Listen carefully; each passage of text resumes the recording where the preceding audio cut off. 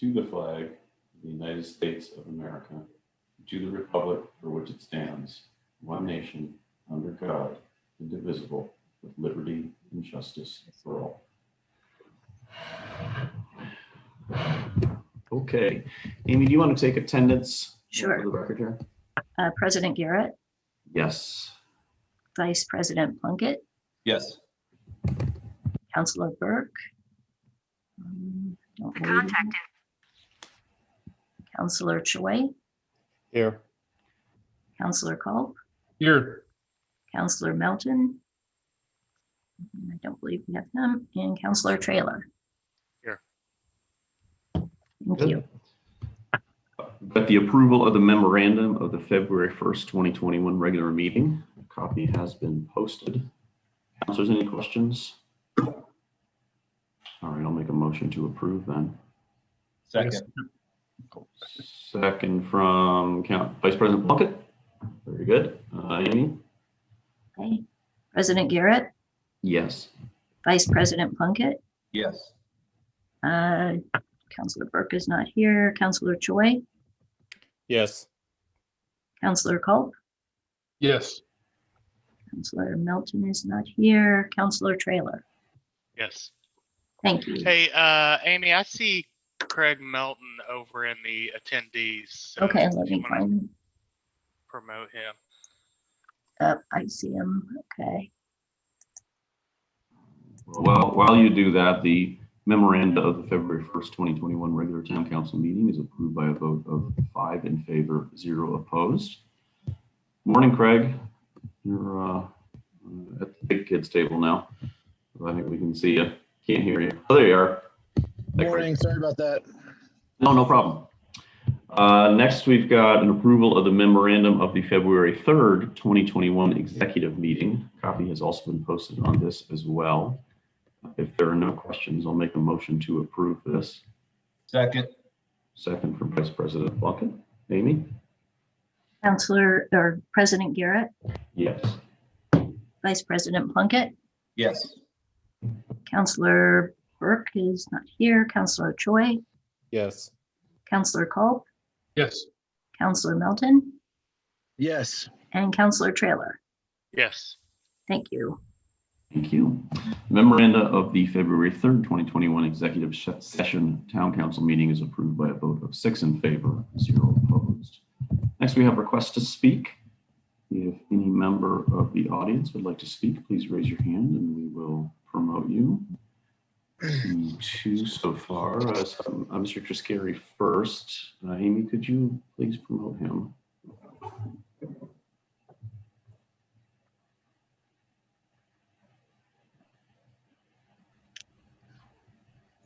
And Karina, we'll get to you here next. Craig, I think you know the drill, name and address, and then 3 minutes after you start speaking. Okay, my name is Craig Triscari, 3270 Paddock Road. As of February 2021, Van Trust still failed to run the 8-inch water line into Saratoga after the December 2018 rezoning passing requiring Van Trust to run the line when they set up their water. To quote the commitment document, they had been ignored. At the time owner extends water to service its project, owner shall install an 8-inch water line from its real estate. Keyword shall at the time frame is owner extends water to service its project. Because the Van Trust colossal failure to put in the line, they still cannot get occupancy to that site. Last Friday, the owner of the homes on 400 South finally agreed to sign the easement documents after Van Trust failed attempt last year. It is my understanding she was willing to sign the second corrected document for the easement. We are still waiting for 2 easement signatures in Saratoga for Van Trust, but I'm hopeful something will happen there. The current landscape on the berm facing Saratoga is still currently incorrect and also has to be fixed. The standard before the company can gain occupancy. Some people on this board think that this has gone well. It has not gone well. It has been a nightmare for the people in this community. Finally, when Van Trust opens after fixing this huge problem, they promised and failed to date to deliver. There will be a focus on phase 2, which commitment letter was published in September 2020. I highly recommend that you stay on top of that commitment This time, as they recorded, and it is available for all to hear. It includes a robust and significant landscape Van Trust had promised, the same as what was in phase one. Today, you plan to adopt a climate action plan after increasing pollution in our area in the last 3 years and significantly increased greenhouse gases with the over 400 plus bay doors in support of the greatest polluter in the area, trucks. We have poor quality of air, and you have damaged our water supply in this area. If you plan to buy a home within the Zionsville address, be very cautious. Leadership doesn't abide by their comprehensive plans, nor do they abide by care of your property value. The town council team has provided to date zero added value to the greater rural community to date, and failed to enforce their own commitments and ordinance with these failing industrial greenhouse producing environmentally unsound sites. Thank you. Thank you, Mr. Triscari. Oh, thanks, Amy. You're already on promoting. Ms. Deerholt, the floor is yours. You can give your name and address for the record, and then you have 3 minutes for your comments. And you're on mute right now. My name is Karina Deerholt. My address is 1652 Waterford Drive in Zionsville. I am speaking in opposition of the proposed fee schedule when it pertains to non-for-profit organizations renting rooms at the town council or at the town hall. From the January 19th meeting presentation that Jared Logston gave, there were 139 reservations made in 2019. Of those, at least 33 of them pertain to some type of scouting group or a scouting leader. So I just am in opposition of 23% of the proposed income coming from room rental, coming from a non-for-profit organization. I think that when the town hall was built, it had a lot of opposition. And one of the main things that I think kind of swayed the group was that organizations like Cub Scouts and Girl Scouts would have a safe place and a reliable place to meet. I think for our organization alone, $20 per meeting is a very steep fee when our main goal is to provide a affordable program for families here. And our main goal is to incite community engagement and good citizenship with our youth. And I think increasing that room fee, we currently are meeting for free, and increasing that to $20 per meeting is just too steep. And this is just going to end up being another organization that ends up getting pushed over to Whitestown, because the Whitestown Municipal Center will let us meet for free there. And I think that we need to keep as many of these types of organizations present in Zionsville and active in Zionsville, instead of pushing something else to Whitestown where we feel a little more welcome. Very good, Ms. Deerholt. Appreciate you joining us this morning with those comments, and certainly we'll keep those in mind when that fee schedule comes back up on our agenda. So thank you. Thank you. Ms. Mitchell, you are up next. Again, if you can give your name and address for the record, and then you have 3 minutes to speak. Good morning. My name is Monisha Mitchell. My address is 6711 Wimbledon Drive, Zionsville 46077.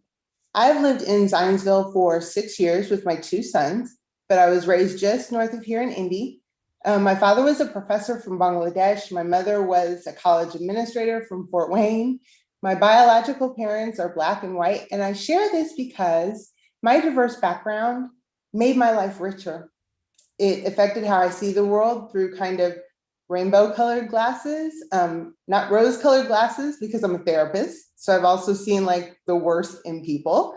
But I know that people see the world different than I, and I don't see that as a flaw. I see it as an opportunity. So I've been watching the town council meetings, and what I've observed is what I perceive to be implicit bias, and I'm not the only one. And if it isn't your intent to behave that way, then it's an opportunity. There may be other reasons for some hostility towards the mayor or her representatives. There may be anger or hurt feelings on both sides. but that doesn't have any place here. We can criticize political differences, but we should never be criticizing people. And the space that you all occupy as town council and the mayor is an honor. We place great faith in you to lead and to do so with respect for all of us, but also with respect for each other. You know that, your opponent is not your enemy. Mayor Emily is the person who played rocks with my son. She answers to 20,000 people, but she made him feel like the only person in the world. And she isn't lazy or irresponsible. She cares about this town. And you know who else cares about this town? Brian. I've seen him demonstrate great humility and courage and a genuine desire for personal growth. He'll acknowledge he's not perfect and we may differ on politics, but that doesn't make him a racist or a sexist. He cares about this town too. Emily and Brian, they're my neighbors and they're your neighbors. And we're all neighbors, whether we agree on politics or not. So the time for character attacks and conspiracies and anger, vitriol, it's over. It's over because it doesn't serve us. It doesn't serve the mayor. It doesn't serve the town council. It doesn't serve the constituents that you swore an oath to represent. And so a few of us with the shared desire to encourage local governance to ensure safe, equitable, and respectful dialogue in all public platforms have, we seek to elevate voices, diverse voices in our community. We're not aligned with any political party. I hope some are on the call today, and we'll keep showing up to town hall meetings to engage in our civic duty and partner with all of you. Thanks, Ms. you. Mitchell. Real quick, maybe you and I could have a dialogue offline, because we certainly have had disagreements with the mayor, although I would tell you, I think we've had more agreements than disagreements. I'm not aware of any sort of disagreements that have gone at a personal level, but I certainly would be welcome to having a conversation with you about those examples of when those have happened and how we can learn from them. Because the disagreements I can think of are policy, sort of philosophical priority differences, not personal differences around the mayor or anyone else for that matter. But certainly welcome to talk to you about what those examples are. So I'm aware. Thank you. Thank you. So if I can make a comment also, President Garrett. Please.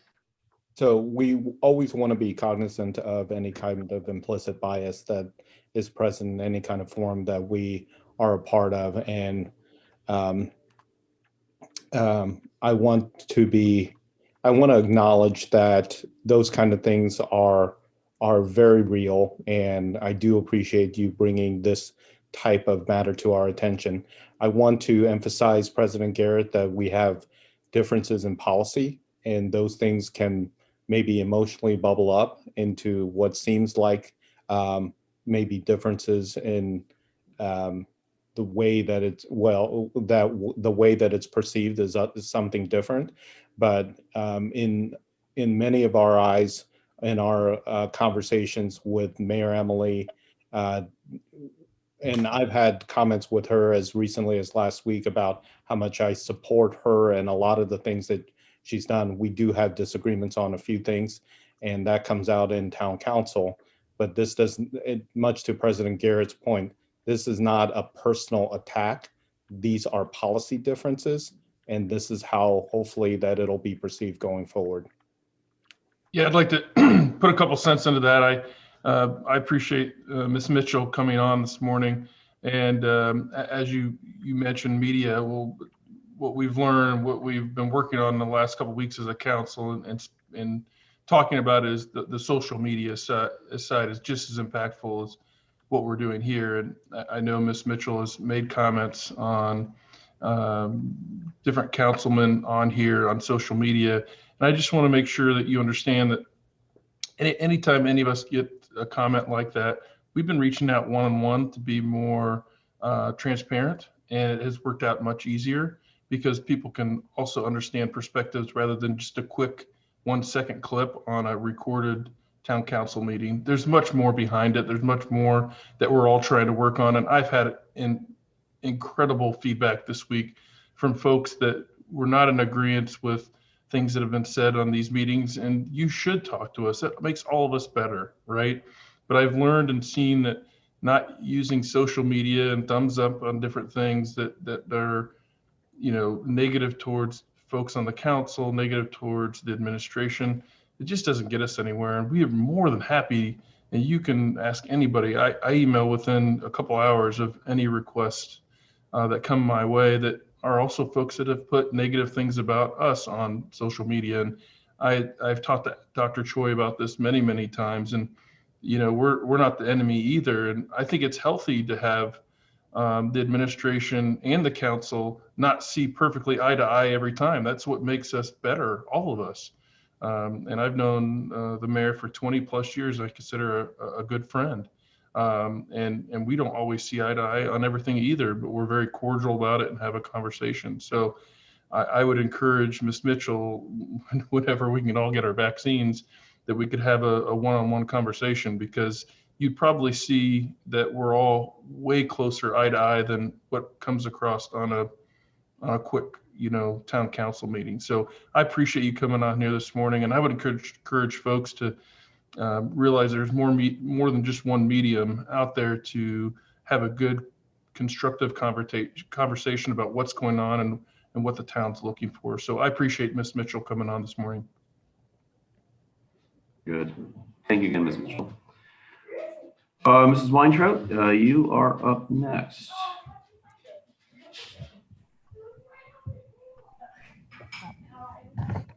Hello, my name is Jennifer Weintraut. I live at 8940 Shelburne Way. I am actually the service unit manager, the volunteer service unit manager for Girl Scouts. That means I'm in charge of the leaders. There are about, or volunteers. So there's about 200 adult Girl Scout volunteers. And there are about 400 Girl Scouts in Zionsville that I help oversee their experience as Girl Scouts. I also have, my son is a Scout BSA, and I have another son that is a Cub Scout. My husband is actually the committee chair, which is also like the Cub Scout version of my position. So we do a lot of Scout volunteering. The $20 fee for nonprofits using the town hall is a big concern. We have very small budgets. We try to service as many of the Zionsville residents as possible.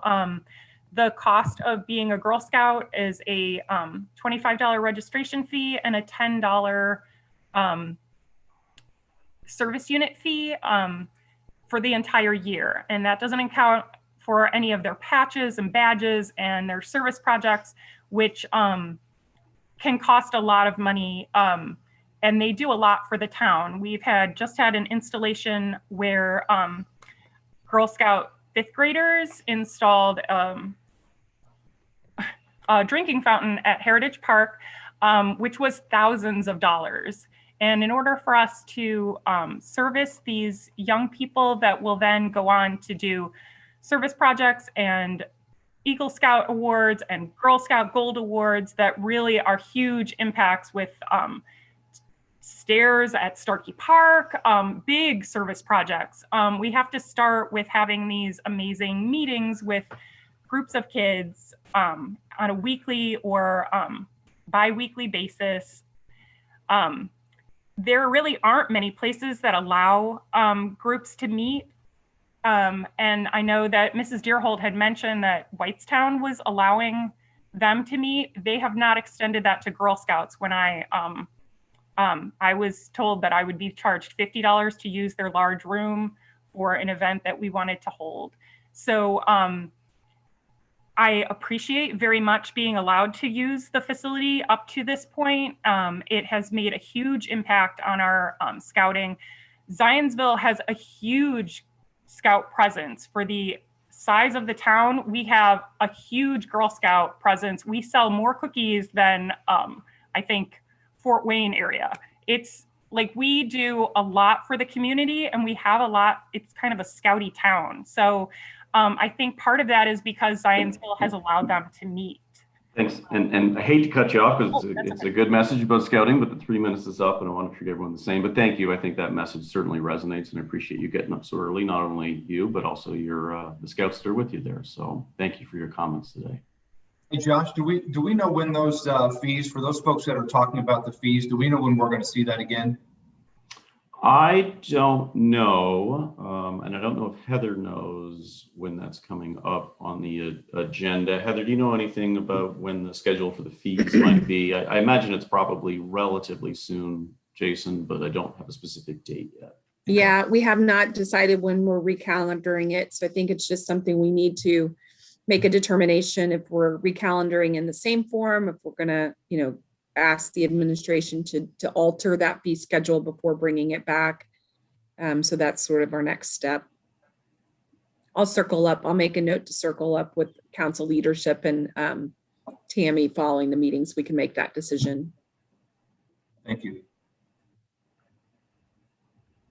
Very good. Mr. Rhodes, I believe you're up next. Good morning, everybody. Can you hear me? We can, yes, we've got you. Give me your name and address, and you've got up to 3 minutes. I'm Dan Rhodes. I'm a government community relations manager for Duke Energy here in Indiana. Our state headquarters is at 1000 East Main Street in Plainfield, Indiana, 46168. Duke Energy's Indiana operations provide about 6,800 megawatts of owned electric utility capacity, and we serve approximately 850,000 customers in a 23,000 square mile service area, making Duke Energy the state's largest electric supplier. Duke Energy supports Zionsville's efforts to consider climate impacts as the town plans for future development, and Duke Energy is looking forward to working together with the town as you move forward. The Duke Energy Foundation has provided funding in the past to support Indiana University's Environment Resilience Institute, which is the group that is supporting Zionsville's efforts to create the climate action plan by providing the technical assistance and the student interns, as the Institute does for other communities around the state in our service territory. We believe that the climate action plan is in alignment with Duke Energy Indiana's goals to diversify Indiana's power generation in a moderate and orderly transition. And we've made great progress in that area. As a corporation with operations around the country, Duke has accelerated our carbon reduction goals to cut even more of our CO2 emissions. We expect to be a 50% reduction from our 2005 levels by 2030. And our goal is net zero by mid-century. Our plans will enable the appropriate balance between pace, cost, reliability, and innovation. And overall, we support this effort that you're undertaking, and thank you for your consideration. Good. Thank you, Dan. Appreciate you coming out this morning to join us. Amy, I don't see any other hands raised. No, I do not either. So we will then move on to the mayor administration update. And I believe the mayor had a quick update she wanted to give us, I think relative to some of the comments. Okay.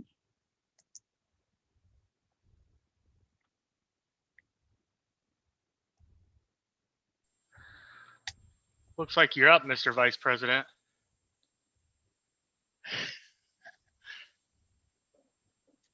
All right.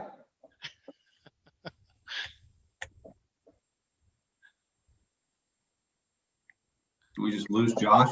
That's great. We did lose him. Amy, are you working to promote the mayor to the meeting? Yes, I'm trying to find her right now. And Josh is in the panelists as well now. Okay.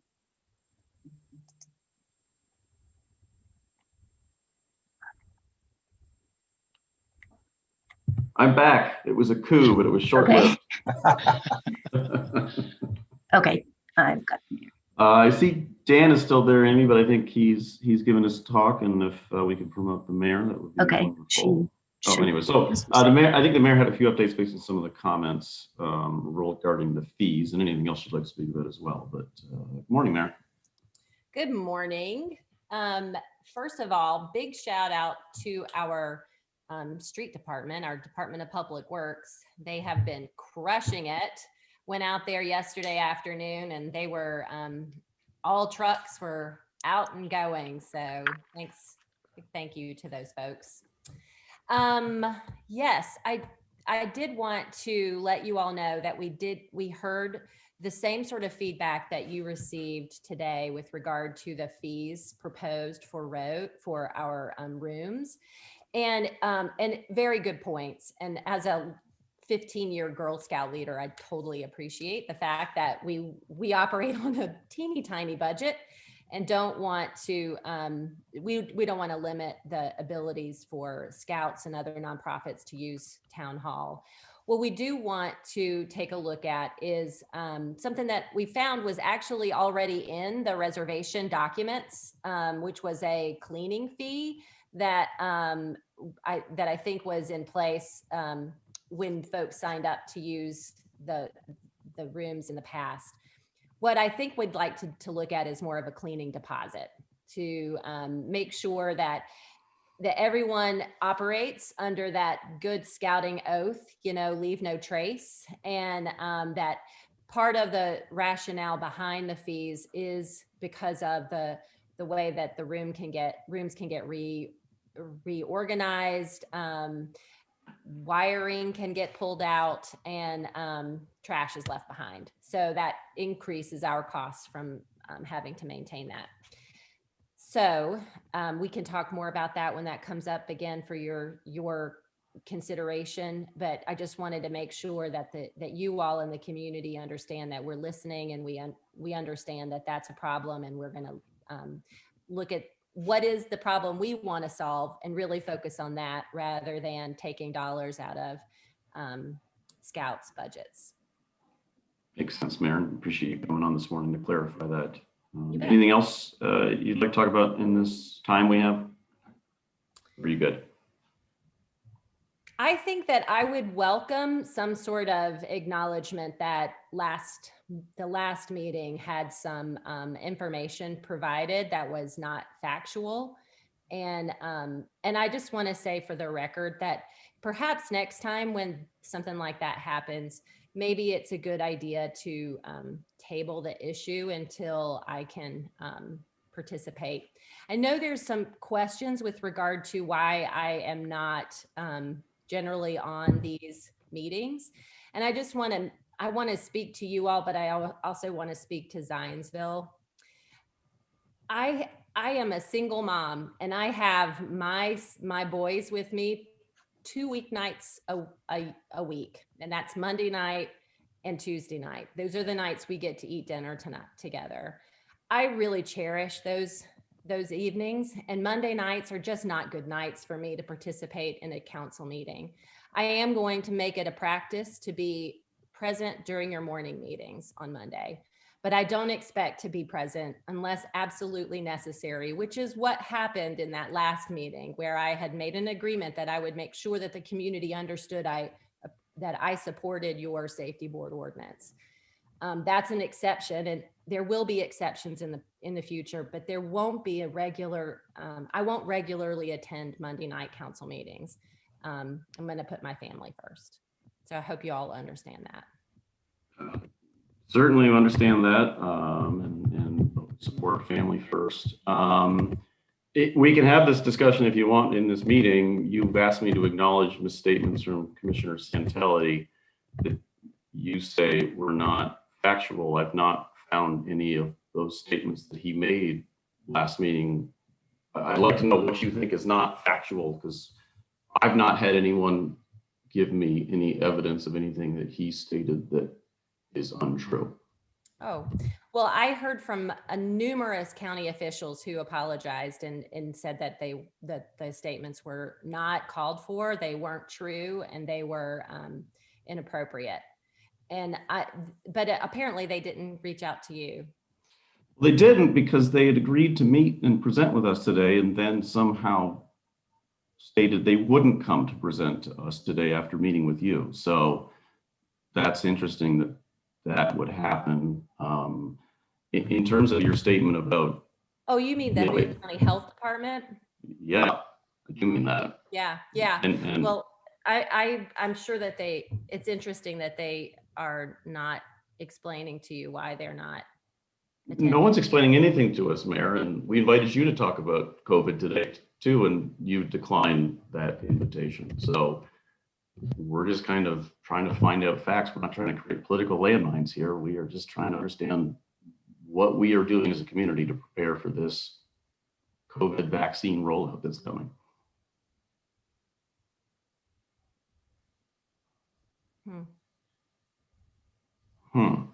All right. I take it you have no statement on that, or we finished with this? Well, yeah, absolutely. We have, in terms of the vaccine rollout, the Boone County Health Department has a terrific program in place that they have managed through their offices and through the fairgrounds. And I have been in touch with the Boone County Health Department since, since we started talking about COVID.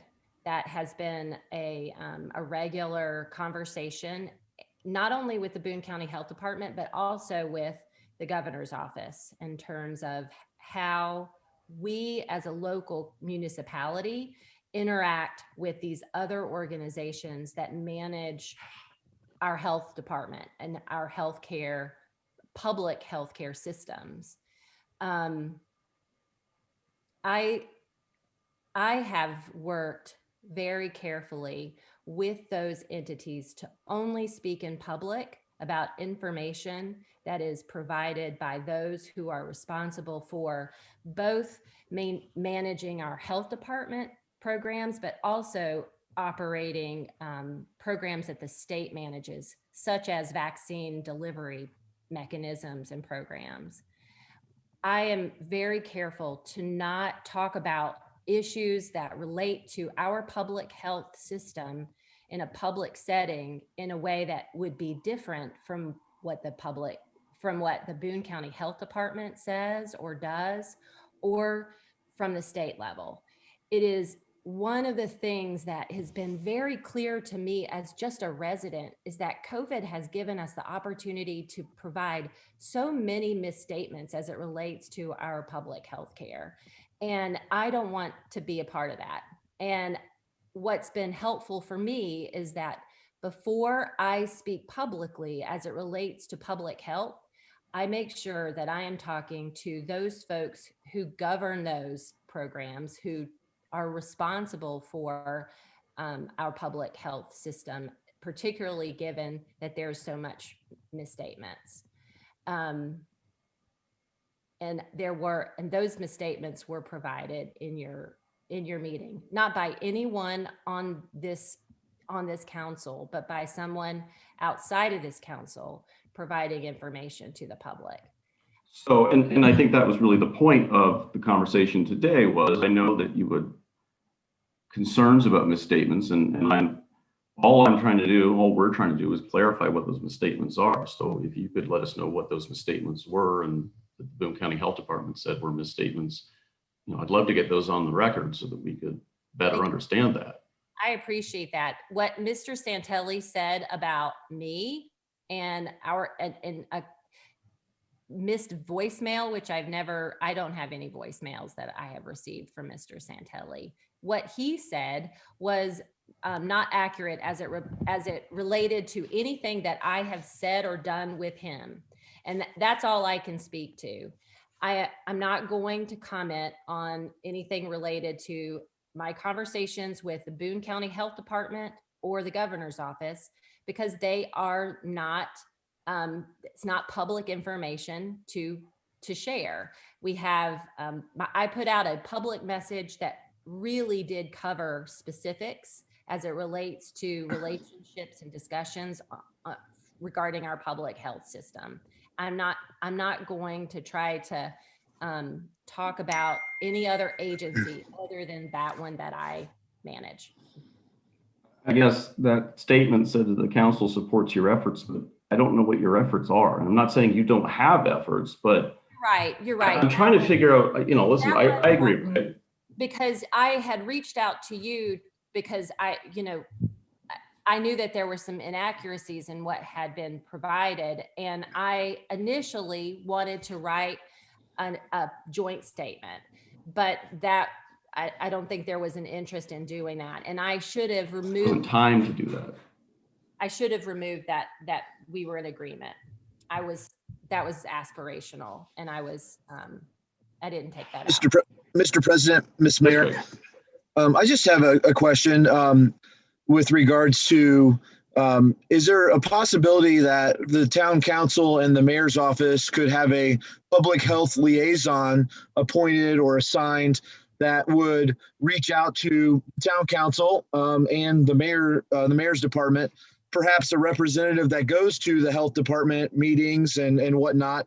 I understand the mayor is getting this information, and it seems like we're not getting enough information. So I guess my question is maybe a public liaison position, somebody that both the mayor's office and the town council can trust, that can communicate with both of us. Is that an option? Is that a solution? Is that just no? I'm just curious to the both of you. I just want to work.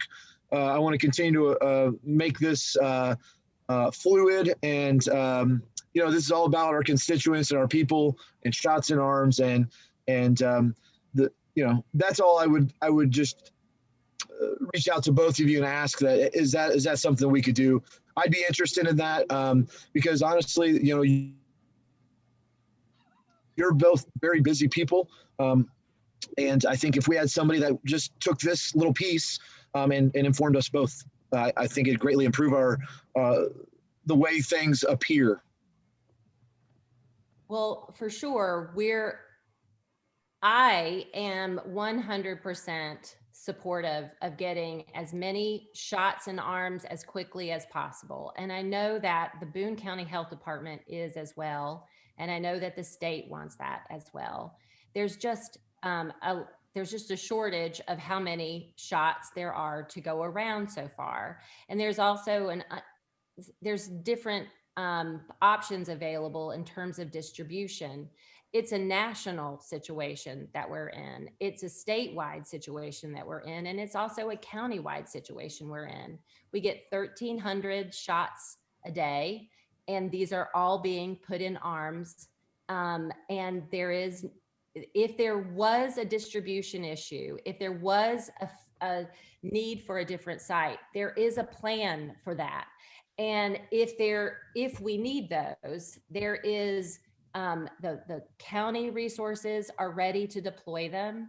The state is ready for that. It is really just a matter of supply chain.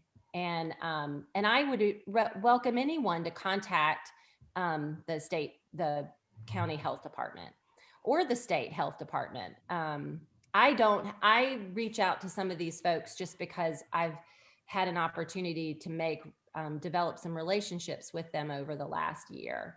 But I'm sure any of you could reach out and schedule time with the folks in the Boone County Health Department just to understand a little bit more about how their work is undertaken. Is that helpful? Hey, Mayor, I just have, go ahead, Vice President. Yeah, I'm just going to say, I did actually reach out to the health department, spoke to Dr. Surveys, and spoke to Tom Ryan with the Unified Command. And I think where I am with the vaccine is just if the opportunity presents itself, and I'm sensitive to the fact that right now there's only 1,300 vaccinations that come in each week.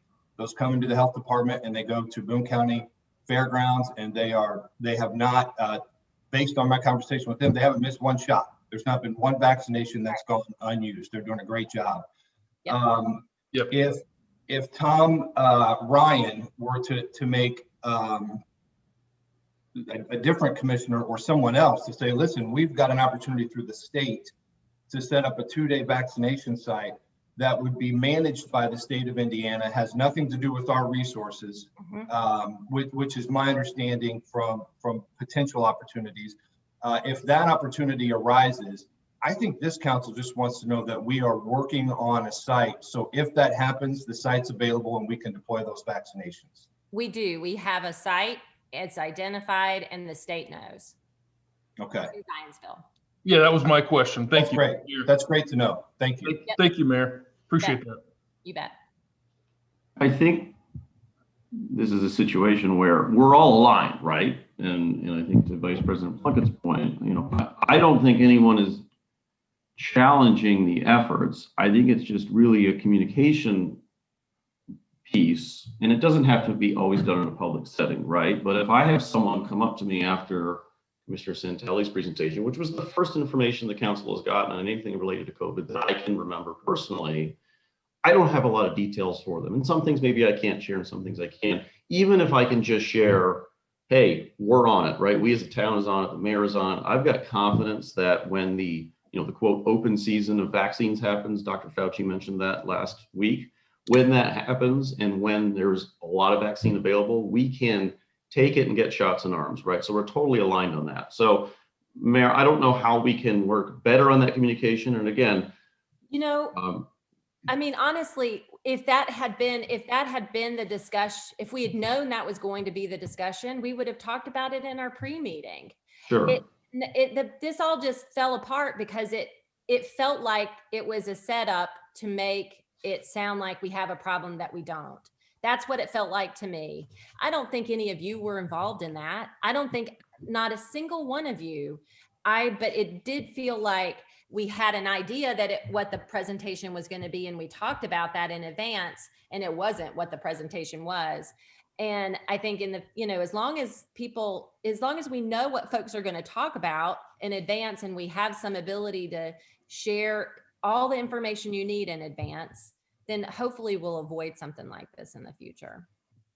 Again, we're in agreement, right? There's no intent for any meeting, private or public, to be a trap, right? It's just really about sharing communications. And to Jason's point, I saw a lot of nods.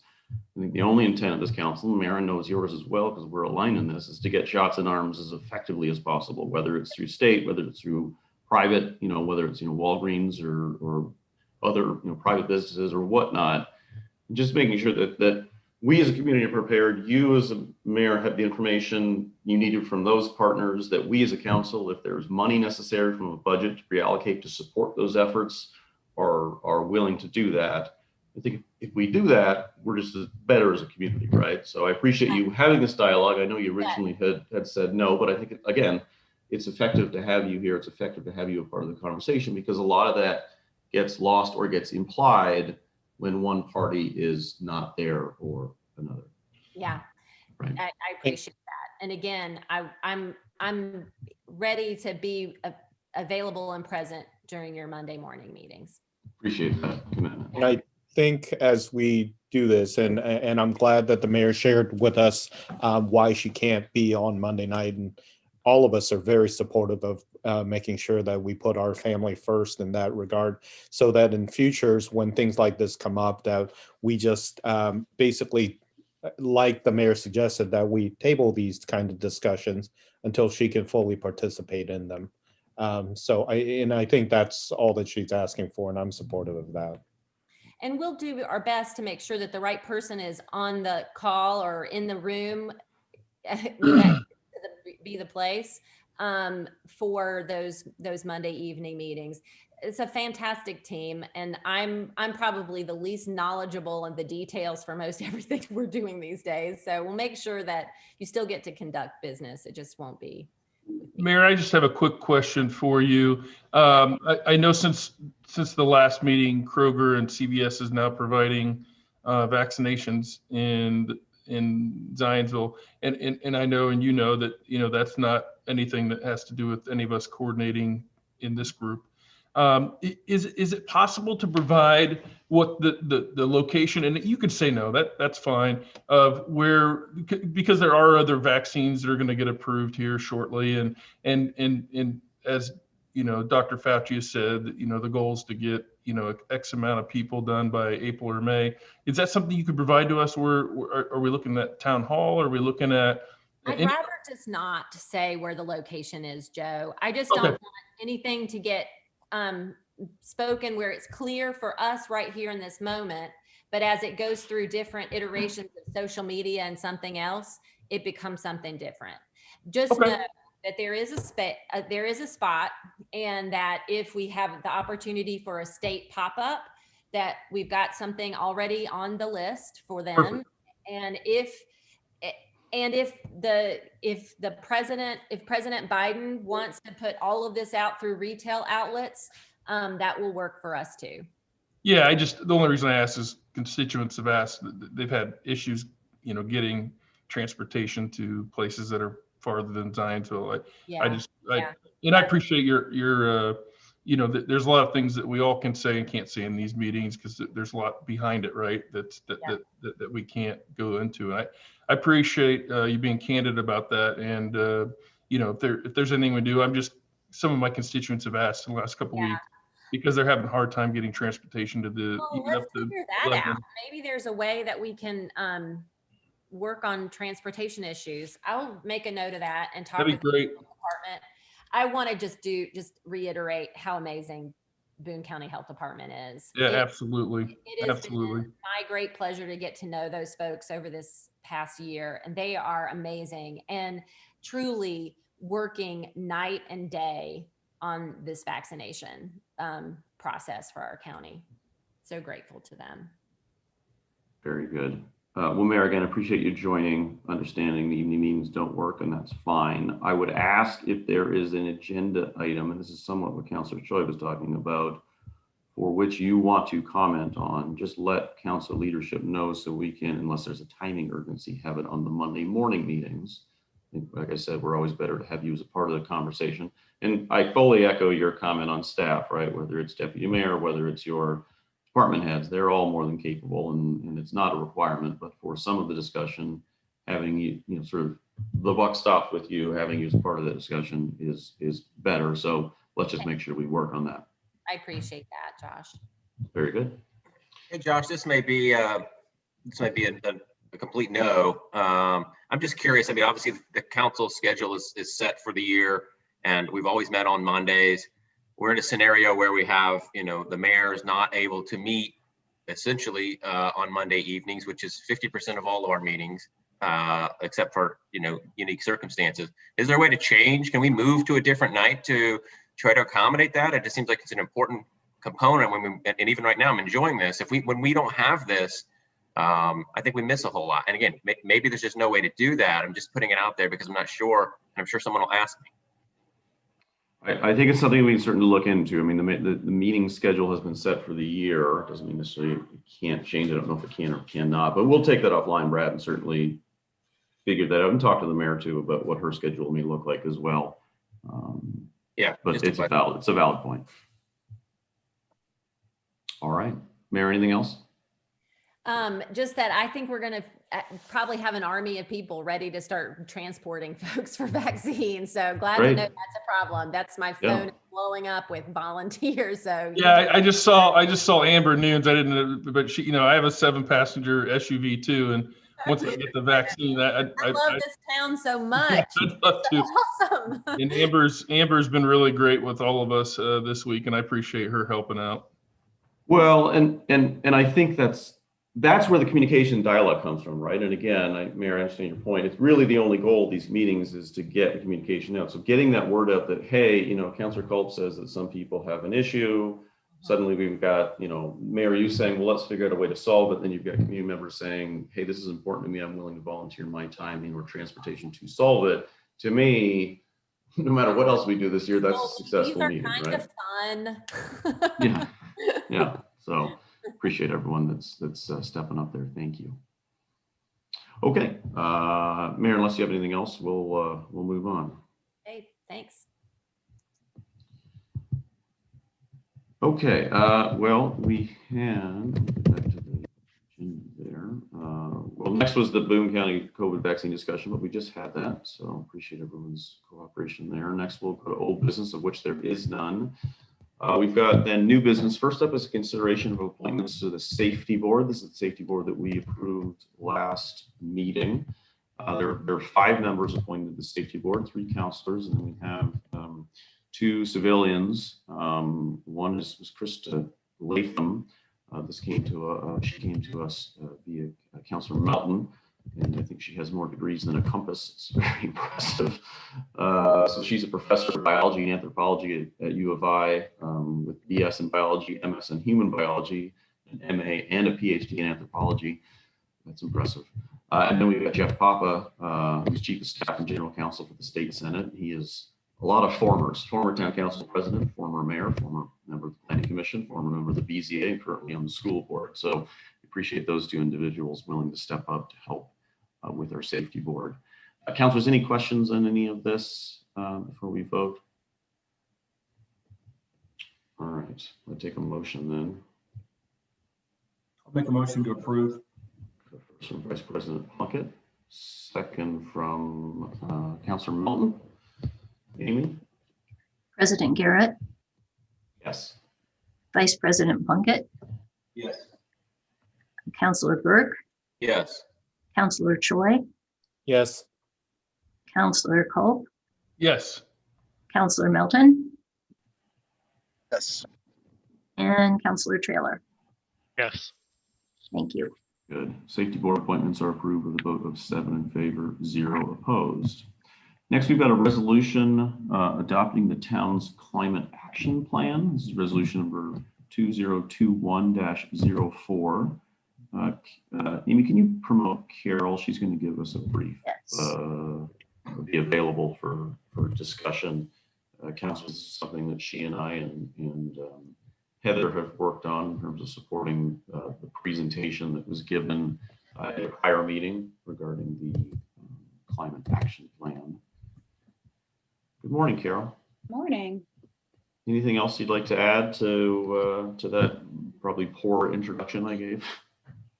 Just that I appreciate you taking time to consider this resolution this morning. It's broken out pretty simply into the 4 main categories that the climate action plan is in. When you read through it, it talks about energy, green energy.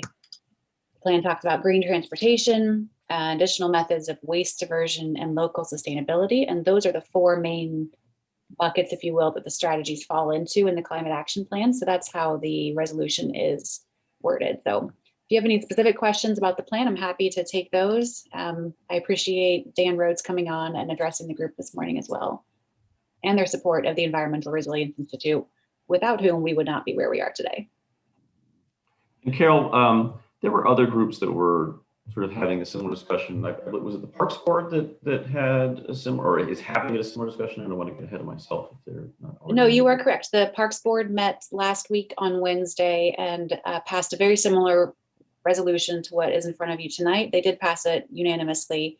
I wanted to talk to the Parks Department specifically because there are 5 strategies where the Parks Department is named as being responsible, if not individually or wholly, as least partly with enacting the strategy. And I wanted to make sure that they had the support of their board to move forward. This plan requires help from every department in the town to make it happen. So that's another reason I have it in front of you today, is just to show your support for the work.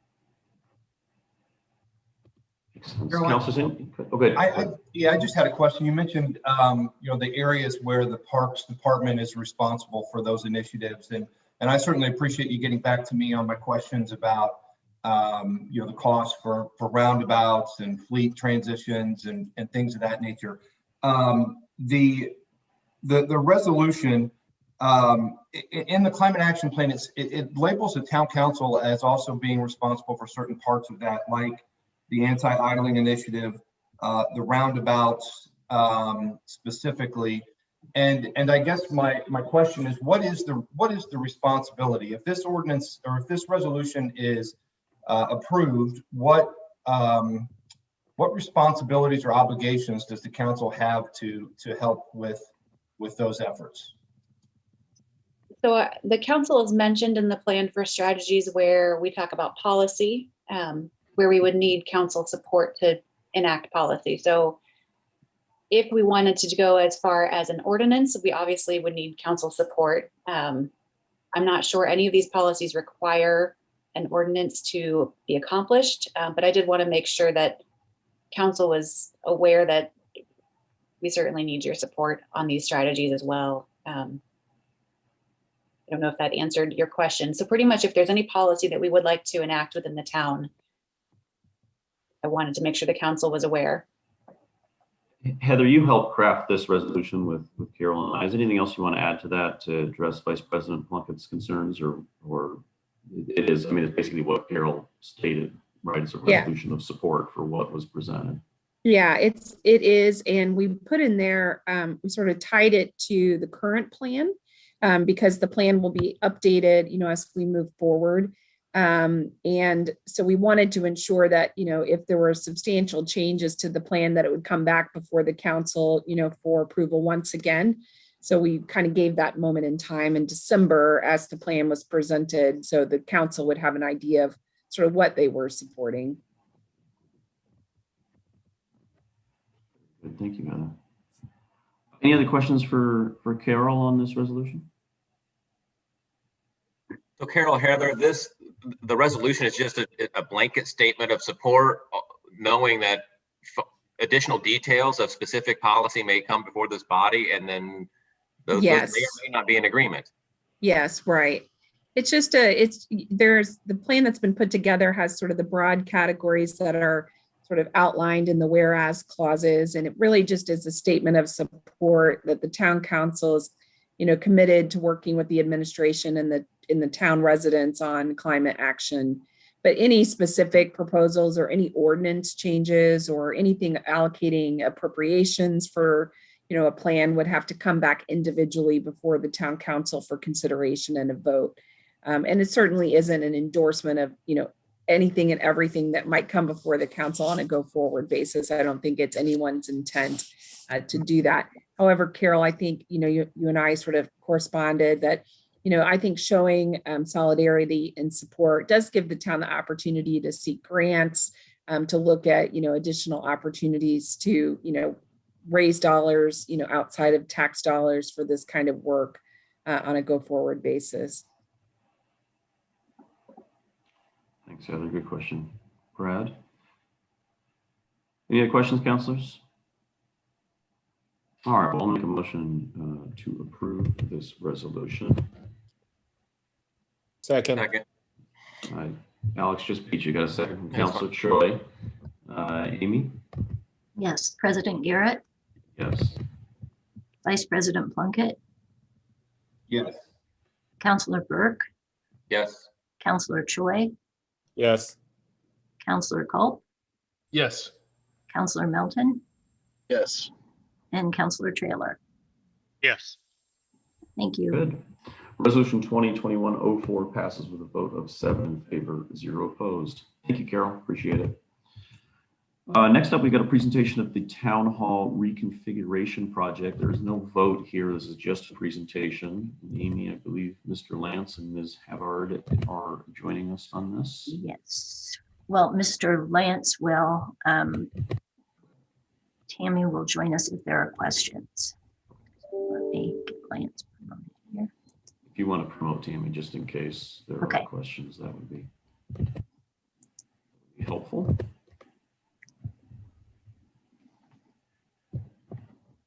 Morning, Lance. You guys are busy today. Good morning, everyone. Yes. It's good job echoing what the mayor said earlier and what your crews are doing. Thank you. Thank you very much. I think the big final push is nearing completion, and the next 24 hours or so will be a lot of touch up and what we call licking our wounds after an effort such as this. But I can't say enough about the staff that's been out, some of them since pushing 30 hours now with some breaks in there in between. Last night in the heat of the battle, there were 20 some trucks. I'll go ahead and start my video, but I'm going to turn it off once we get into the presentation. I figured you were up all night. You didn't want to put your video on. thought about it. There's only so much that coffee can do, right? I am Yeah, that's pushing fair. on to its maximum this morning. But yeah, we had 20 plow trucks on the roads last night in the heat of the battle, which is an unprecedented workforce. We did bring in contractors around midnight, but I can't say enough about these guys. They're just so dedicated and they just want to get things done and do them properly. So you have a really great staff here and I hope they're appreciated. Absolutely. Have you introduced me or should I just go running here? I have introduced you. All right. And Amy, looks like we lost Jason, just so you know. So Okay. if you want to work on that in the background while Mr. Lance goes through the presentation on town hall improvements. Okay, can you? We got your presentation. Yep. Can see the screen. All right. Now somehow I had intended to. There we go. Turn myself off. And if we go into presentation mode, you should now be seeing presentation mode. Do you? We do. Okay. Great. Thank you very much. Will beg your forgiveness in advance if I'm not on my A game. Obviously, we have been preoccupied for the past few days or so, but I do want to take a moment to thank Carol Johnson, who has largely been the project manager in getting us this far on the town hall reconfiguration, and for her putting together this PowerPoint this morning. Now, as you mentioned, this is not an action item today. This is a presentation of the proposed Municipal Action Center, or MAC, or MAC, to provide customer-centric service. Now, there's a lot of talk or tossing about of the word customer, and I would point out that there are two types of customers in general. There are the external customers, who are those coming to town hall to do business, approaching the town, but there are also internal customers. Those staff and employees are providing services, information, and product amongst ourselves. So there's also the internal customer who stand to benefit greatly from this reorganization as well. And I do thank you for this opportunity to present the change in approach to town operations. And now, while I was not on the original design team for town hall, but I was around, and I believe I have a grasp, an intent, and even a little bit of a recollection of the events leading to the town hall as it stands today. So it should not be a surprise, as worded here in the opening slide, the town hall was always anticipated to expand, but not as this scenario contemplates, which includes a relocation of the Department of Public Works and the Parks and Rec Department from the current Municipal Services building over to Town Hall. This new vision negates the need for new construction to permanently house the existing staff that I just mentioned in those two departments. And it reimagines the operations for those internal and external customers' experiences and recognizing efficiency. Some of you have walked through this project with us, and boy, your interest is so much appreciated, as there really isn't any substitute for hearing from the staff and visualizing the mostly modest alterations necessary to accomplish this goal. Now, the long-term future of the expansion of services, staff operations, and new facilities for the town is uncertain. But regardless of where the next journeys eventually lead us, this is the first step in any direction. It is a concrete step that is needed now for staff, and one that will serve any future scenario. Essentially, this is a twofold initiative. The first being to relocate the DPW and Parks and Rec to Town Hall to assemble the leadership and administrative functions of those teams, joining the rest of the departments at Town Hall to all have our leadership under one roof. It is also to reassemble the forward-facing services of the existing departments of Town Hall for a one-stop customer experience, both for the external and internal customer as well. While this does break into two obvious elements, first floor and second floor, just a little bit of a staffing level recap. We're creating space for 15 staff members. 11 current staff members in the municipal services will move to municipal services building, will move to Town Hall. There are 4 new approved positions across multiple departments engaged in this effort in 21. And since 2017, when the Town Hall opened, there have been 5 new positions created within those existing departments. So all told, existing and near-term future approved new staff. We've got 9 staff with DPW moving over, 4 staff with Parks and Rec, one of those to the Municipal Action Center. And of course, I mentioned 2 other staff that have been approved, and those are within the Planning and the Economic Development Department. So the town hall reconfiguration is really necessary for efficiencies and to accommodate the existing staff levels. There's a couple of ancillary items with this effort. The fire department and the community room spaces remain unchanged. Those community rooms, named or otherwise, on the 1st and 2nd floor remain available to staff and to public as needed. But one of the important features of this is how it brings together the human resources, which until fairly recently was only 1 staff member. Now it is 2, and they are remotely located in other areas of the building. This brings all 3 HR staff together in a common area. And frankly, right now, there's really no workspace for the part-time HR coordinator that has been approved. And it's not only about people, but it's about staff, but it's also about process. Right now in Town Hall, many of the conference rooms that are within the administrative offices are being used as offices and storage. And this reconfiguration provides the space for private and sensitive employee matters. There's nothing more awkward than having an unsavory subject which may needs to be discussed and traipsing about Town Hall looking for an appropriate place to meet. As I mentioned, there have been 5 new positions, and you can read those that are already existing that have been created since 2017. And this reconfiguration maximizes some available space by consolidating redundant access areas and creating a single point of entry by capturing hallways and waiting areas. You'll see as we get into this that there are redundant staging and hallway spaces that are largely unused and are duplicates, and they're simply not needed. I would point out the town hall originally contemplated a future lobby receptionist position to greet, guide, and assist visitors. And that function is now revisioned with some minor modifications to the entryway into town hall, allowing a small team to perform this function.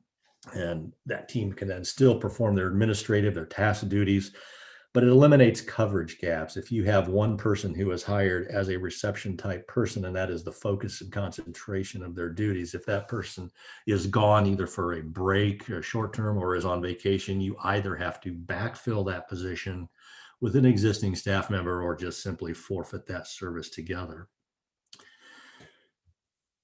Walking through some of the changes to the 2 floors, there's a lot going on these slides, and I'm going to try and be very high level when we go through this. We're going to start at the 2nd floor, and this is a small carved out piece there of the 2nd floor, focusing on the areas of concentration. On your screen, on both of the left and right images, the St. Vincent Community Room would be to the left of this. So this is basically, can you see the cursor, my cursor on the screen or not? We can, yes. Okay, great. I'll try to use that as a pointer of sorts as we go through this. But on the left side, you see the upstairs 2nd floor as it currently exists. As my arrow would indicate here, this is you've just come up the stairs and you've turned left, and you would walk down the hallway and first encounter on your right the Chamber of Commerce area, which has been vacated, and then the Boone County Senior Services small office, which still is occupied 2 days a week. And then the rest of the upstairs is made up of 3 large finished rooms. I'm sorry, I knew at least one of my staff would try and call me during this presentation. No problem. So moving your focus, direct you to the image on the right, you can see it's not exactly to scale, but it is oriented in the same fashion. The Department of Public Works would assume the space that has been vacated by the Chamber of Commerce. It would also assume the space of the Boone County Senior Services. Now that Boone County Senior Services space would be relocated over to an area that is currently storage space. And one element I'll point out here is the entryway doors on the 2nd floor, which are currently located here, the security doors, they will be pulled forward. So there will be a very clear distinction between public space upstairs and then the administrative function space behind these doors of Town Hall. So completing the upstairs repurposed floor plan Due to the reconfiguration on the first floor, the mayor and administration office will assume basically one of the unoccupied rooms now that was most recently occupied by Clear Software. Following then across the north side of the building or the back of the building, HR will move up to the second floor, and then Parks and Rec will be occupying that final space, having completed their move over from Town Hall. So those who've been in Town Hall may not be entirely familiar with the second floor, but it's essentially just moving into this space that we have. And in fact, this whole project captures and repurposes almost 5,500 square feet of currently unused space. And we're activating that space for staff. Going downstairs now, whether you took the stairs or the elevator, this is the same footprint of Town Hall, basically underneath what you were just looking. And again, on your left is kind of the current general configuration right now. My mouse is hovering over the entryway doors where you come into Town Hall and you first encounter to your right planning, and then finance, and finally all the way back administration, complemented by IT in the far back corner of the building. Under the new scenario, and I apologize, this is a lot of detail and small images on the slide, so I'll try and keep this much higher level. I'll point out first a general guideline. In the colored areas on the right image, you see both white and gray furniture and workstations. The gray are new or added workstations for the increased capacity of these spaces, but the white is existing repurposed office space or office furniture and workstations. And in fact, the DPW and the Parks and Rec department, we're basically bringing our desks and everything with us. So we're really minimizing the support needs with this project. This configuration will reuse a lot of the doors. If there's an element that could be repurposed, it is the glass entryway systems that exist along many of the departments. Now, if they can be repurposed, they will. And in fact, one of them specifically is targeted, which I'll cover here in a moment. But we're really trying to minimize the cost. This project has been scaled back significantly since you heard original estimates, and we'll talk costs here shortly. But if I could walk you now through the new building configuration, just at a very high level, again, on the right image, as we come into the entrance into the lobby, when you now reach or are greeted by a corner of a wall with a TV mount, a monitor mount, that small corner will be opened up to a glass-walled entry system. This will create the primary and singular and only entrance for the public to access the services of the first floor of Town Hall. Another major element to this first floor is if I come in this entrance and I'm walking now towards the council chambers, instead of being able to continue down that hallway, you will be greeted with a wall. This is a security feature that we believe enhances the security for the staff and the persons occupying the working spaces of Town Hall by eliminating 2 points of entry and creating only one opportunity to enter the business area. The way Town Hall is currently, if someone's visiting Town Hall, they can be 50, 60, 70 feet well into the building before anyone is acutely aware of the presence and the need. They can walk into any one of 3 offices right now under normal circumstances. Those entry doors are unlocked and open, and they can easily be in an employee's space very quickly before anyone realizes people are there.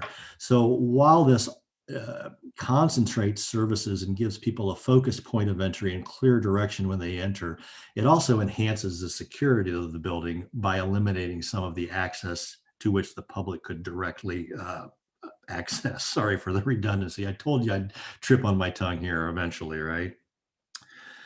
So how are these spaces being utilized? This front entryway area here is what is considered the MAC, and that is the amalgamation. That is a presence from each and every department and service of the town where they can work collectively and collaboratively to serve the public, as well as serving themselves.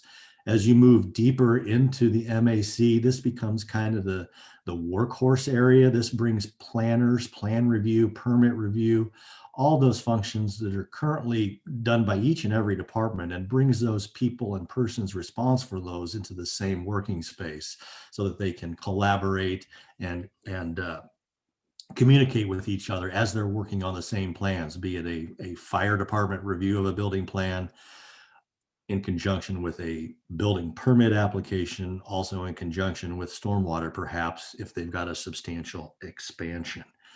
Then moving back deeper into the first floor of the town hall, back here in the upper right-hand corner where the mayor and deputy mayor and the administration offices are currently housed, that's where we're able to concentrate the finance department. Now that finance is kind of spread out as it is now, but this configuration allows them to work in more private and protected workspaces. Obviously, finance works with sensitive information as much as HR at times. So it brings that team together and gives them a collaborative working space. I've probably, well, I'll just break the, I guess, I'm sorry, I'll round this out. You see this area labeled break room. And if I could draw your attention a little bit to the left to this informal conference room. Right now, there's a small kitchenette located within the foyer or waiting area coming into the administration offices. This is supplemented by what is now an employee break room that is rarely used. So because this is a large employee break room that's rarely used, we're going to combine the purpose of that and bring the refrigerators and those things and really make this over here in the kitchenette area a well supplemented break room. People just don't sit down in other areas to eat their lunch, and specifically the break room. So this opens up what is right now the foyer or entry area into a collaboration space. This is a break space for coffee, taking a break from work, but it also has workstations where you can get together with other staff as space may need, and work in a casual, informal environment. IT, don't touch IT, right? They got all kinds of cabling and home runs, and they specifically said we like where we are. So IT remains unchanged with this floor plan reconfiguration. So lots of details in there, but just to highlight, really, we've got a glass entry system that's created here. We've got the opening up of one wall. We have the internal creation of an office space here, which will be focused for the public assistance. We've brought that room closer to the front of the building so that people who need to meet with town officials and staff to see what services they might be eligible for, they can meet in this private space. And it does create one additional office space right now, which is just a workstation. So glass entryway, opening up a wall, creation of 2 interior offices, and then switching some doors around and changing the pass-through routing is really all that's entailed on the first floor. Obviously, everything comes with a construction cost, and I've been asked in past comments to present kind of a general breakdown. The numbers you see on the upper table on this slide represent hard costs based on construction bids, as well as vendor pricing for furniture. So in that first column, we have construction costs, and while these are broken out by floor, these are not broken out specifically this way on the proposals. This is a split that was generated by our consultant and an allocation of costs. So on our construction costs, we have, running down this column, we have a total of $174,000 was our low bid for the construction activities on first and second floor. Furniture broken out and furniture equipment workstations broken out same way, first, second floor. Then, of course, if you wanted to add those lines across, you can see with the construction and furniture, you've got an overall cost per floor. The furniture and accessories plus construction brings us to about $264,000. We are also including $10,000 in contingency for construction, $6,000 for contingency in furniture. And that contingency for furniture is not to buy more if it's needed. A great deal of effort has been put into what can be repurposed, what can be disassembled and reassembled. And that contingency there is for unforeseeable necessary actions to relocate furniture Obviously, these workstations come pre-wired for power, IT, cabling.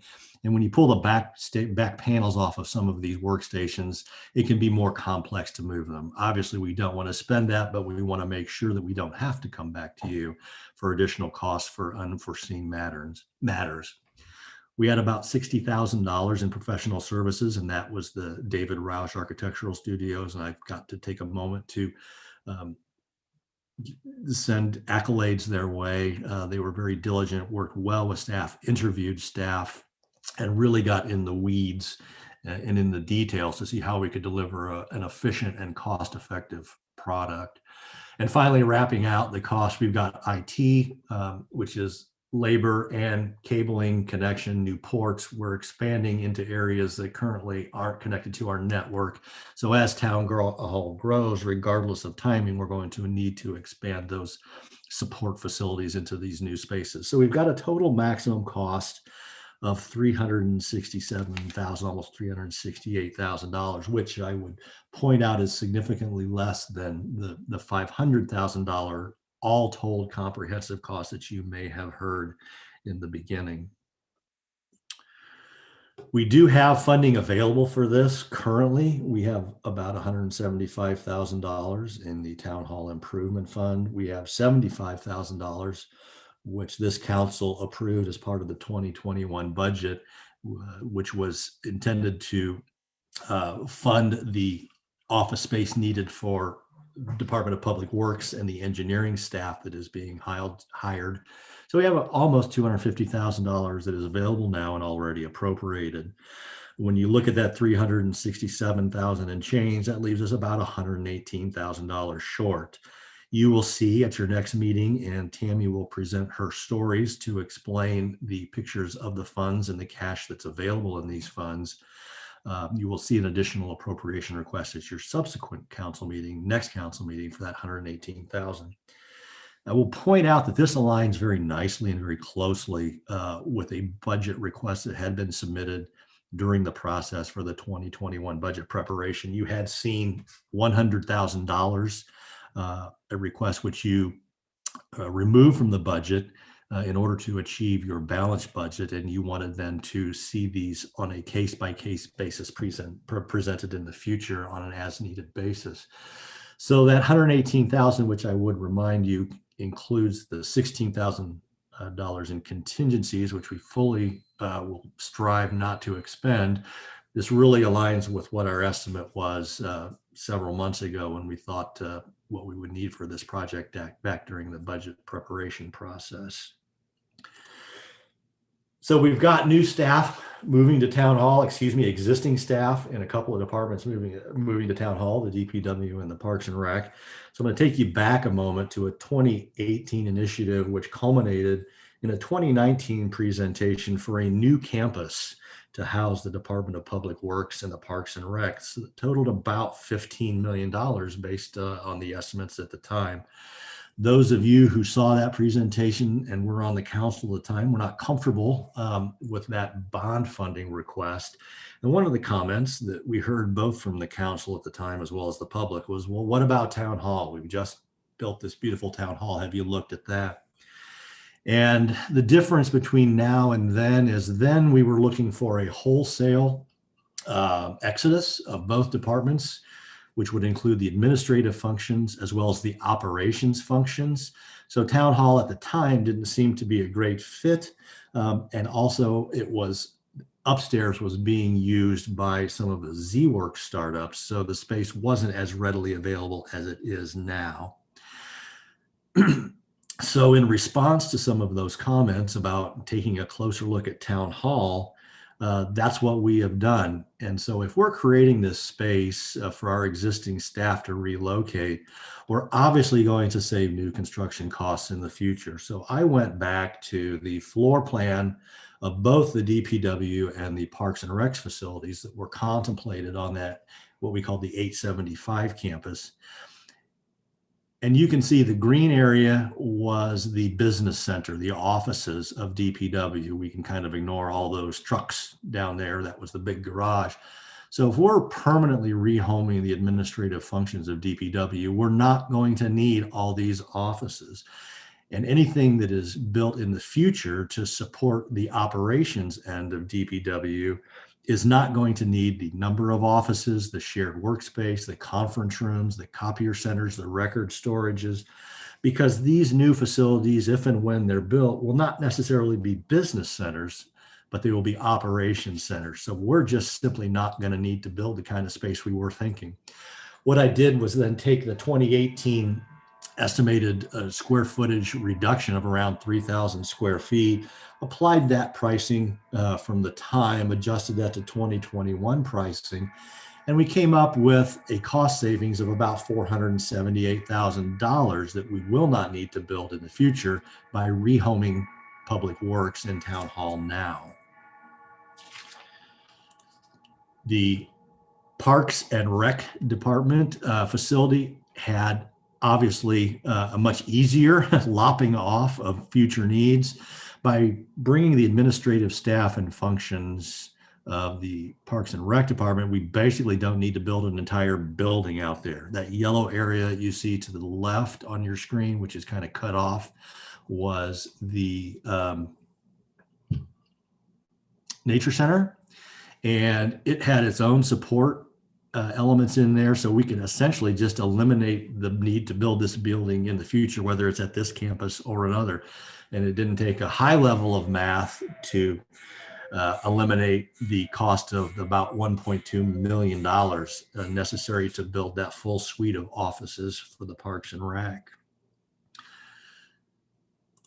So going back again and then considering that information in conjunction with the expenses we anticipate at Town Hall, we've got a total savings from any future municipal complex or remote relocation of Parks and Rec and DPW of a little over $1.6 million.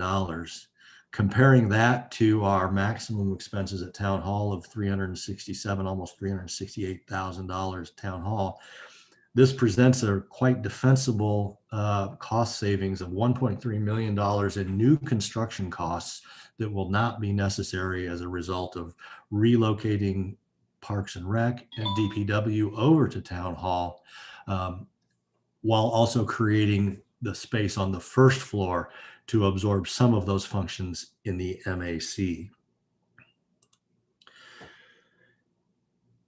So the residents and those who wish to do business with the town and our community deserve the highest level of service. And our staff, your staff, strives to do just that. And I've hit on the fact that this is an effort to improve efficiencies for both the external and internal customers. Now, staff, having occupied Town Hall, they've embraced this change, this process mapping exercise, to bring complementary and supporting activities amongst staff and across department close together so that those staff performing those functions and those recognize efficiencies and just frankly save themselves steps. And the rest of this slide is obviously just a reminder of all the departments and services that the town provides, which will now be housed to some degree all within the MAC on the first floor. This, we believe, maximizes the return on investment made by the community in Town Hall. Again, it was anticipated that Town Hall would be expanded. It was meant to be expanded. And now we are realizing that turning point.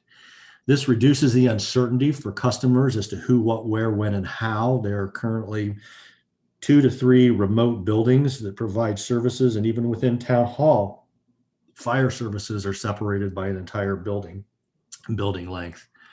And what I really like about this configuration is it eliminates what we call the bounce back or the redirect. When people visit Town Hall wanting to do business, they typically start there no matter what their task may be, and they may be quickly told that they have to go to the fire department or over to the municipal services building for park services, streets, and stormwater. When you tell someone, hey, go to this building and check with this person and then get back with us, that's just not efficient. And you can never guarantee that that staff or that service is on site and available to respond on an as needed basis. And obviously, as I've mentioned, it does co-locate complementary functions across department. Plan review and fire is plan review and planning, is also plan review and stormwater. It brings those elements to a single location and certainly under one roof. As an example, again, of just some things that bring people to town hall. I need some fingerprints. I need to reserve a garden plot, sewer bills. What's going on with Nature Camp? How can I sign up? Could I get this notarized? Do I need a building permit? How can I register my golf cart? And, where can I put my new in-ground pool? Something I think that on a day like today, we'd all wish we could be enjoying that. Currently, these services are spread across at least 4 different sites or offices. And the MAC brings all this together in a single stop, again, not just for that external customer, but for those staff working collaboratively to jointly serve those customers. We did hear some things about what about remote work? Yes, remote work is a thing of the future, and I think we all need to learn to embrace that and expect that. However, our nature of business will always bring face-to-face customer interactions. People are always going to want to point to things, ask things, bring displays and say, what about this? How can I do that? And we will always need direct peer collaboration, face-to-face staff interaction to most efficiently answer questions and help with processes. Online services, yes, we are expanding online services, but there still has to be a team on site to manage those online services and take things in and then disseminate that information. Parking, yes, we have our times when parking can be challenging, but this can readily accommodate 16 additional staff and more. What we need to do is manage the scheduling of the large community room during regular business hours and frankly limit that. That room, I think, originally was intended for those evening large-scale meetings when people are not at work, and I think that's going to be the future at Town Hall as things open back up. Safety. I covered while this creates a focused and customer-centric experience for internal and external customers, it does enhance the safety and security through the elimination of multiple points of entry into staff workspace and focusing on that single managed point of entry. Again, if we would have some type of receptionist position under the current configuration, that person would be isolated and exposed. And while we don't like to think of the unfortunate circumstance where we have an enraged visitor bent on doing harm, we do have to keep in mind that that's a possibility. But more than that, this allows for people working in Town Hall to be more aware of customers before or as they enter Town Hall by opening up that reception, that welcome area so that staff working can see people entering Town Hall and gauge their demeanor. Perhaps they may be upset, and that would give time to prepare themselves mentally for perhaps a challenging confrontation. And of course, there is always the question of need versus want. I hope that we have demonstrated that additional staff and collaborative working spaces are needed today for efficiencies. Reconfiguring both floors simultaneously results in economies of scale for construction cost savings and maximizes that available space. Again, capturing that over 5,000 square feet of Town Hall that is currently just dead or passive space. So I bring you back to this third-party recount of some activities and comments that were made at the time that Town Hall was constructed, that we had this 5,000 square feet on the second floor to remain unfinished, which is now finished until it is needed, and we have now reached that point. So Town Hall modifications, expansions was expected and anticipated back at the time of the inception of Town Hall construction. Now, the current configuration on the first floor, I believe Town Hall was built at the first floor, at least with those offices as they exist now, was built basically at capacity. Those could only expand inward and condense as additional staff was added. So you had to accommodate additional staff through tighter spaces. What I like about this plan is it creates alternatives and the ability to break free from those confines that were built into the initial floor plan and actually expand outward and recapture those passive and dead spaces that are currently used for waiting rooms, etc. Now, of course, it was not originally intended to bring Parks and Rec and DPW to Town Hall, but amassing the leadership of the various departments and the administrative functions under one roof will allow for much greater staff collaboration. And frankly, for me, it'll save me probably one trip a day back and forth to Town Hall. And of course, this was a response to the comments that we had heard, those of us who were around at the time of the contemplation of the remote campus on 875. So we believe this demonstrates long-term savings while following the original plan and intent to expand and enhance the use of Town Hall. So thank you again to those who took the time to walk through this project. I hope you found it beneficial and benefited from the interaction with staff who have embraced this process and look forward to this new configuration. Now, this isn't a major remodel, hopefully, as you've seen, but a responsible tweaking of Town Hall to accomplish so much efficiency and customer service improvements for both the internal and external customers. You know, this allows staff to say, I'll take care of this for you, rather than, you know, here's your things, go talk to these people. I hope you can find them and come back when you're done. With that, I'm happy to talk to you anything you like this morning. I will beg a little bit of deference here. I may not think too quickly on my feet. So if you have any questions, please feel free to submit them to Amy. And if anyone would like to schedule a time to walk through, those who haven't, we would be happy to accommodate this. Again, there's no action of you this morning.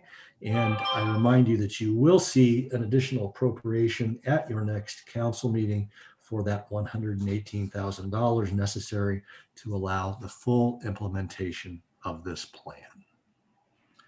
Lance, thanks for presenting this morning, and I do want to open questions. However, given the snow situation, do you need to run for any reason, just to make sure that that's a priority over questions that we can ask at a subsequent meeting? I have enough time for questions. Certainly, I am eager to rejoin my staff and find out the status, but I'm certainly here for any quick questions you may have. But I would also like to invoke the opportunity to collect these questions and respond in a more comprehensive manner in the very near future. Okay, and I did take the tour, and Lance, I found that very helpful. It made the presentation today more relevant, and hope all the councilors have time to do that. Councilors, any quick questions for Mr. Lance? Lance, I just had one that I don't need answered right now, but just for the next one, it's actually really more for Tammy. I noticed that the ask is from two different funds, 20 grand from the CCI and 98 grand from the CCD. I'd just like to understand why going after two funds versus just all of CCD, given the fund balances. And again, we can answer that later. I just wanted to plant that seed so that we had it. I don't want to delay you, Lance, any later than have to. Or Tim, if you want to stay on until after we get through Lance questions, maybe we could do that too. So any questions for Mr. Lance on that presentation, council?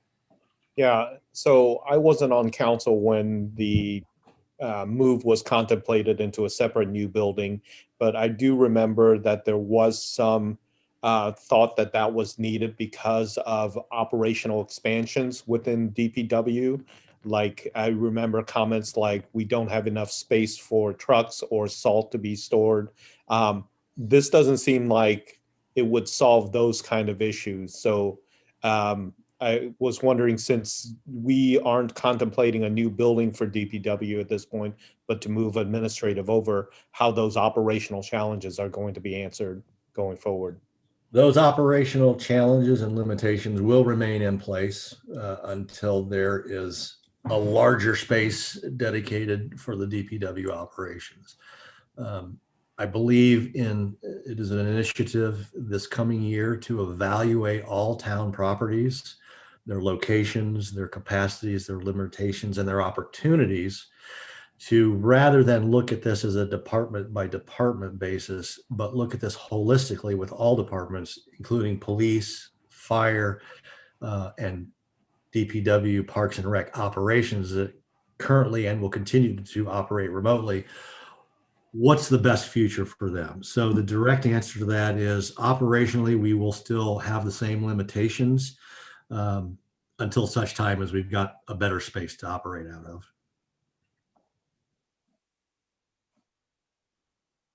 Lance, I had two questions, and these can be answered at the next presentation, or or whatever's convenient. But the two questions I had is what could be done without the appropriation, without the additional $118,000? Is this an all or nothing project?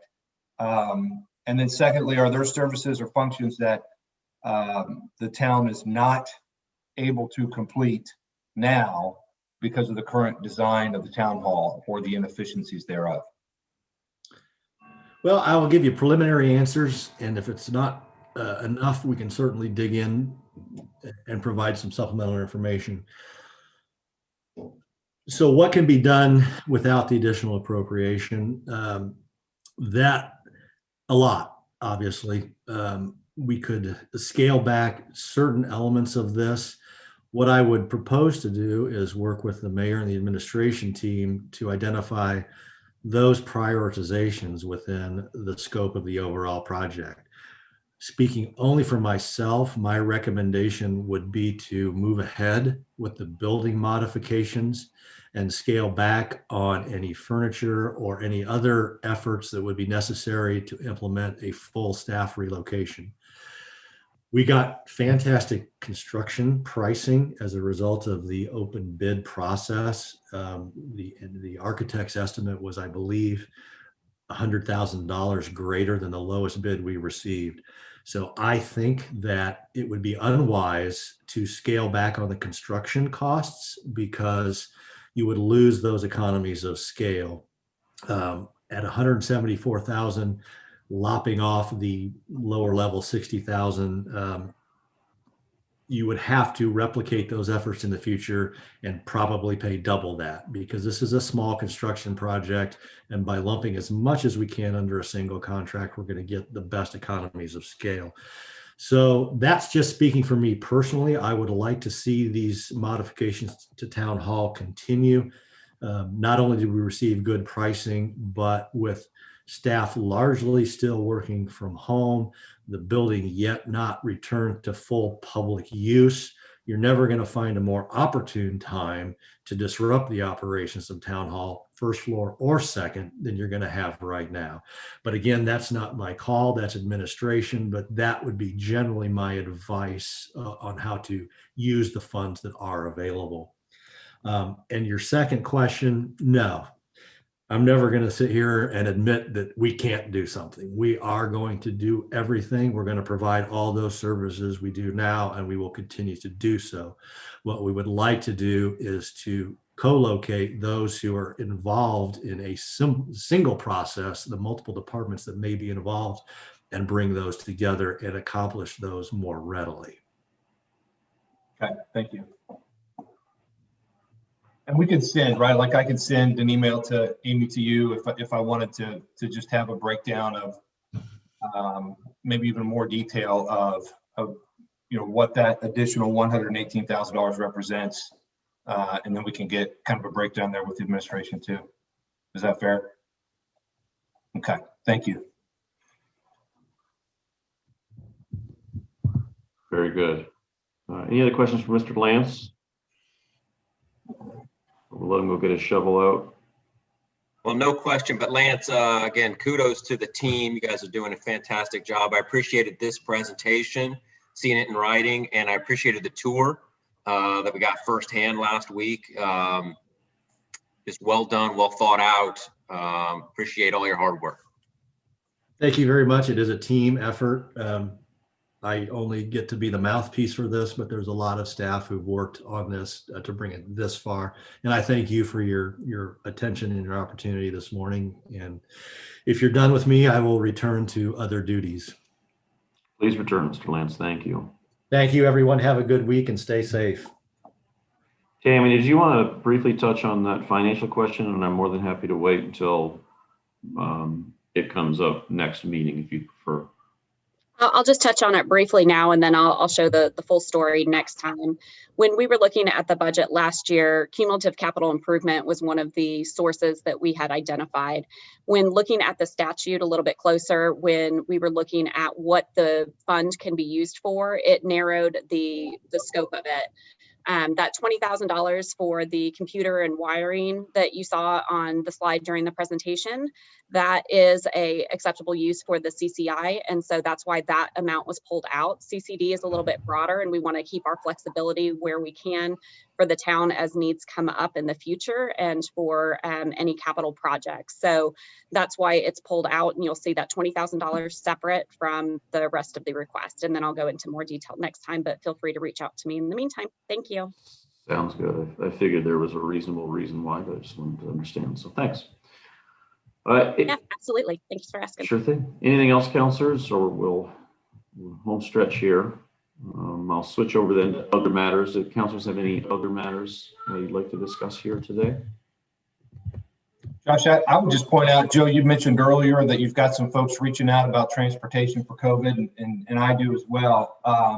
You know, the Boone County, as Lance was going through the presentation, the Boone County Senior Services in Town Hall obviously is an opportunity for folks to get transportation from Zionsville to the vaccination site. So it's just something to keep in mind. I think they've approved some additional vehicles that may have some availability for that.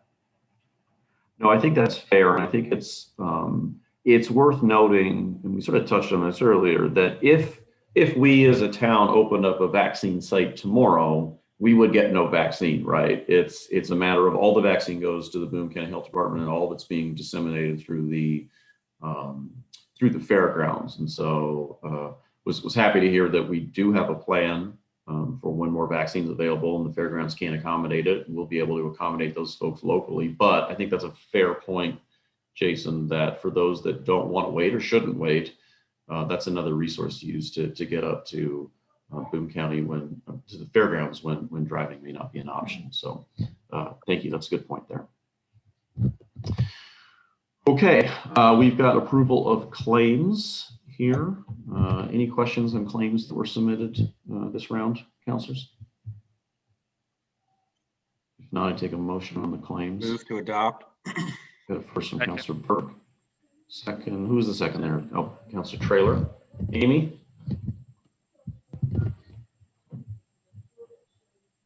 Oh, you're on mute, Amy. Sorry about that. President Garrett, Yes. Vice President Plunkett, Yes. Councilor Burke, Yes. Councilor Choi, Yes. Councilor Culp, Yes. Councilor Milton, Yes. Councilor Trailer.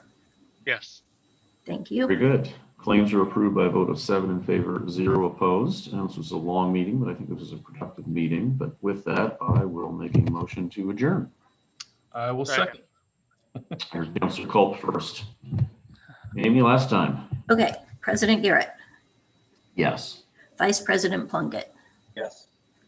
Councilor Burke, Yes. Councilor Choi, Yes. Councilor Culp, Yes. Councilor Melton, Yes. Councilor Trailer. Yes. Thank you. Very good. We are adjourned by a vote of 7 in favor, 0 opposed. The next regular town council meeting is scheduled for Monday, March 1st, 2021 at 7:00 p.m. This meeting will be going back to on-site. So that next meeting will be at the Zionsville Town Hall Council Chambers. However, it will be limited in seating due to just social distancing. Each person attending will need to get a temperature check. I think folks are familiar with these kinds of things. If it's at capacity, or if you're not comfortable attending in person, the meeting will still also be streamed on YouTube, and it will be virtual in a way that people can participate remotely if in person is not practical or something they're comfortable with. So looking forward to seeing smiling faces in person March 1st.